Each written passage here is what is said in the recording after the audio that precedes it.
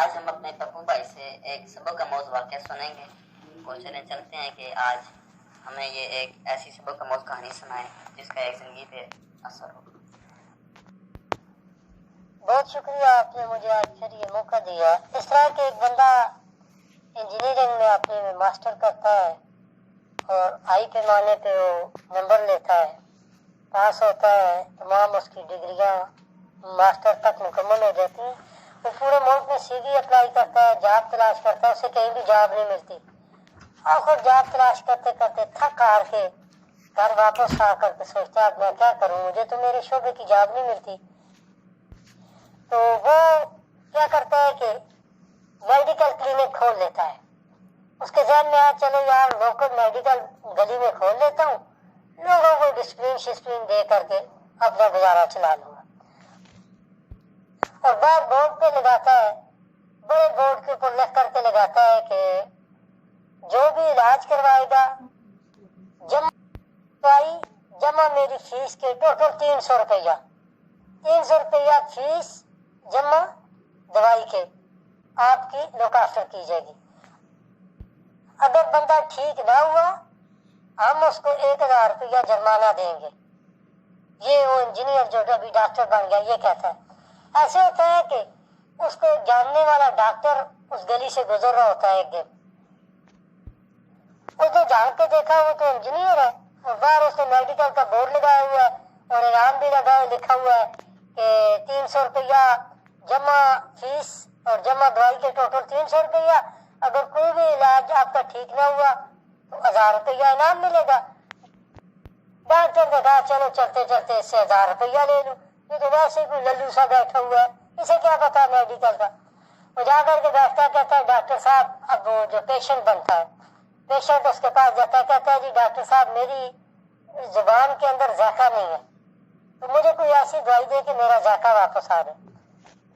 उसने एक नर्स रखी होती है, उसे कहता है कि नर्स को कहता है दराज नंबर 3 और खाना नंबर 22 में से आप इसे कतरे उठा करके दें और इसे भी 3 कतरे पिला दें, बाकी इसे बोले कि घर में 2 टाइम पिए। तो जो ही उसको नर्स 3 कतरे पिलाती है तो वो फौरन थूक देता, कहता है डॉक्टर साहब ये तो पेट्रोल है। डॉक्टर कहता है लो जी मुबारक हो, 300 रुपया निकाले, आपका जायका वापस आ गया। तो बंदा सर पकड़ लेता है, यार 1000 लेने आया, उल्टा 300 दे के चला गया। खैर वो 300 देता है, चला जाता, कहता है मैं फिर आऊंगा। अब वो दोबारा आता है कुछ अर्सा के बाद कि चलो जो पहले 300 दिया वो वापस ले आऊं।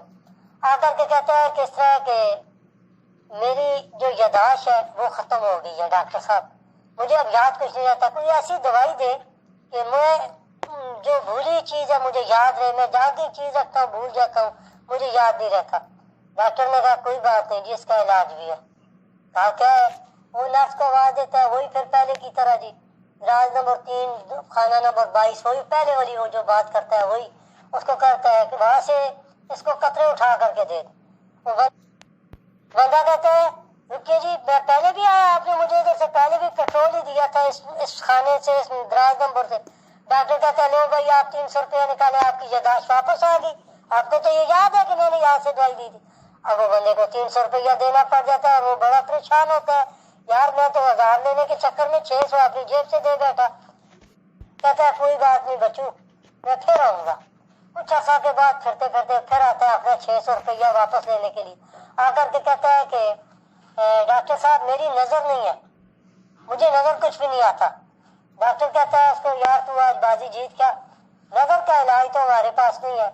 तो वो अपनी नर्स को कहता है इसको 1000 रुपया दो क्योंकि हम नजर का इलाज नहीं कर सकते, आप इसे 1000 का नोट दे दें। वो पैसे निकालने जाती है तो उसको कहता है कि वो दराज से आप वो वाले पैसे वो नोट निकाल करके इसको दे दो। वो जो ही नोट देता है उसे तो वो देखता है, वो कहता है डॉक्टर साहब ये 1000 तो नहीं है, ये 500 रुपया है। डॉक्टर कहता है लो भाई 500 भी दो, 300 और दो, आपकी नजर भी वापस आ गई। तो बंदा सर पकड़ के वापस चला जाता है।